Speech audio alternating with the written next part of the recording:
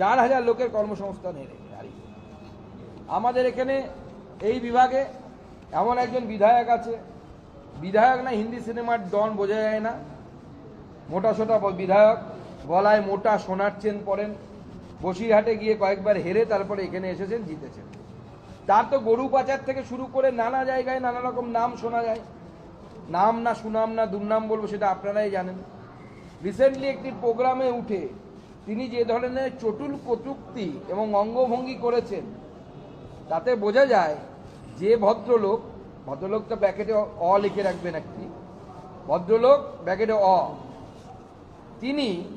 যিনি মুক্ত মঞ্চে এই ধরনের কাজ করতে পারেন, বন্ধ দরজার ভিতরে তিনি কত তৃণমূল কংগ্রেসের মহিলাকে দিয়ে পিঠেপুলি খাওয়ার ব্যবস্থা করেছেন সন্দেশখালির মতো, আমার যথেষ্ট কিন্তু এই বিষয়ে প্রশ্ন আছে। আপনারা আমার থেকে ভালো জানবেন, স্থানীয় মানুষ।